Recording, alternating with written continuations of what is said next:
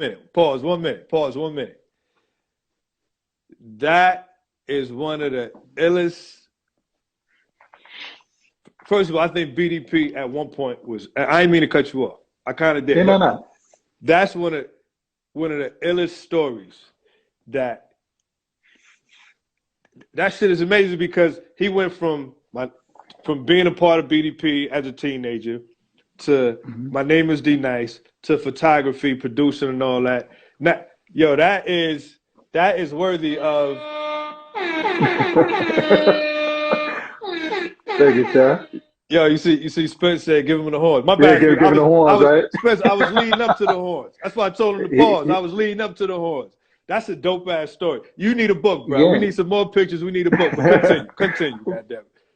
Yeah, so he's like, you know, I need the picture. You know, this is the first time that, you know, the whole BDP crew was together in like decades. That's So, crazy. you know, because he branched out on his own. He became, you know, and a lot of people know D Nice from Club Quarantine, but he's been a celebrity DJ for many years. Like he's won open format at the Global Spin Awards. He's won the, you know, open format DJ of the year. He's DJ'd, you know, a lot of huge celebrity weddings. He's DJ'd at the White House. He's done a lot of things. Yeah, so, yeah, you know, sure. Club Quarantine is, I guess, what made him like a household name. But don't get it twisted. He's been dope. You know, he's been dope for a minute. You know, he's been doing it for a minute.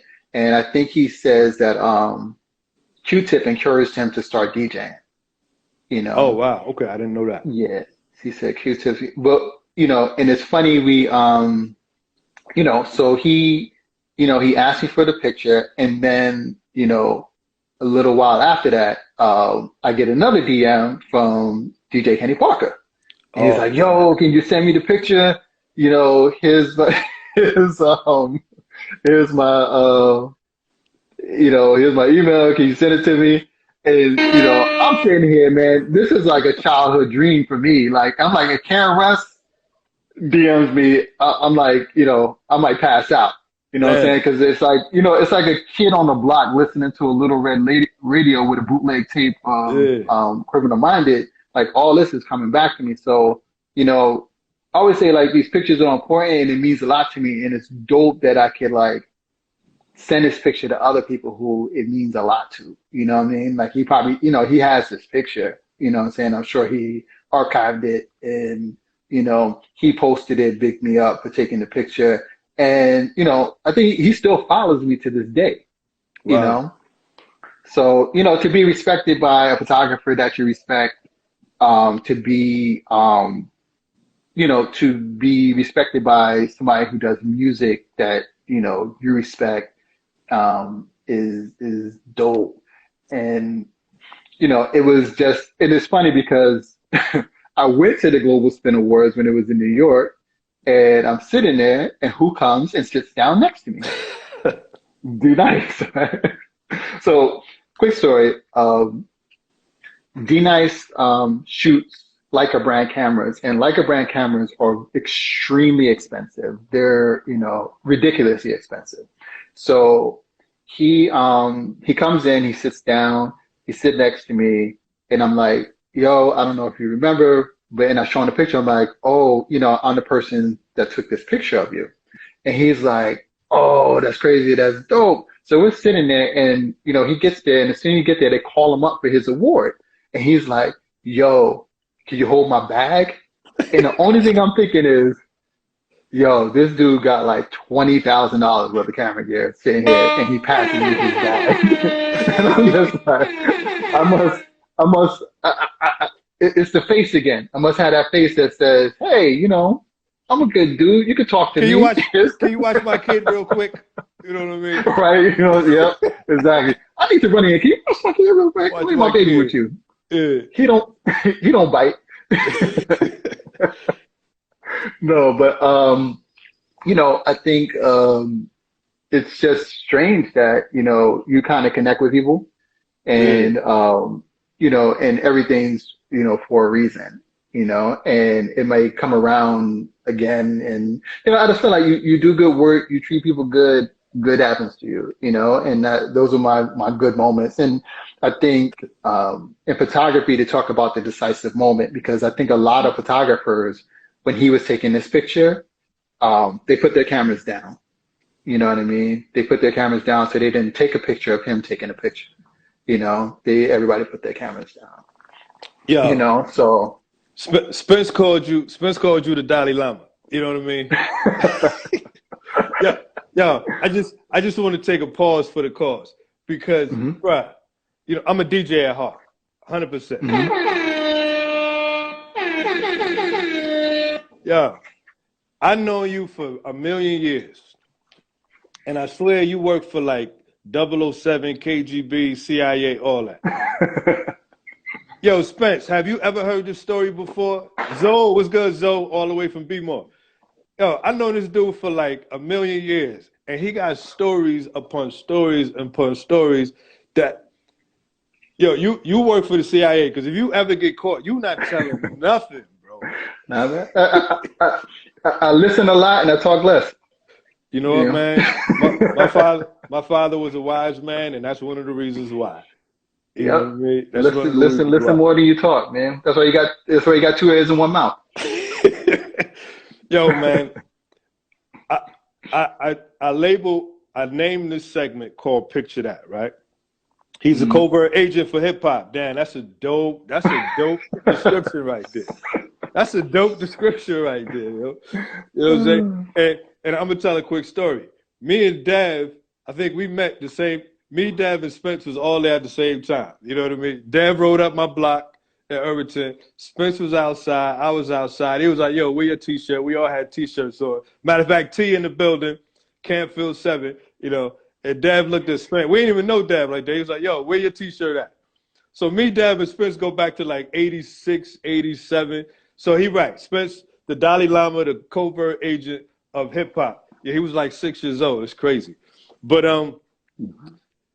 I labeled this segment called Picture That, but I might have to change, the title, because, I'm pretty sure if you pulled out any more pictures, and we not, because I don't want to run out of time like we did the first time. I went. How much time we got? I got another one. I'll tell it fast. We got about 10 minutes. We got about 10 minutes. All right, I'll do it quick. All right, let's do it. All right. So this is this Schoolboy Q. I'm sure it is. Right? So I get a call. They're doing a digital cover for Schoolboy Q. They're gonna shoot it in this penthouse in Manhattan. Roll over there. This time people do know what I'm talking about when I get to the penthouse. Yeah. They let me go up.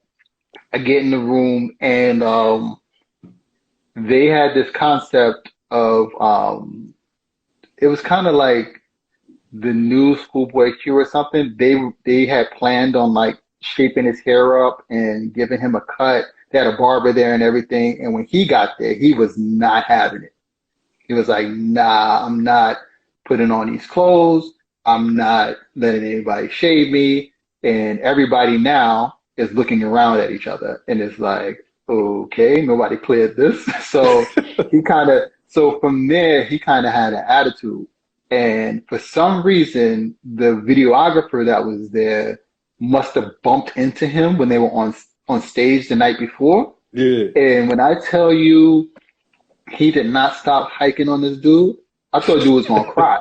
Like he was cutting him deep. Like he was like, and dude is like, I saw like, I never want to see a grown man cry, but I thought I was going to see a grown man cry that day.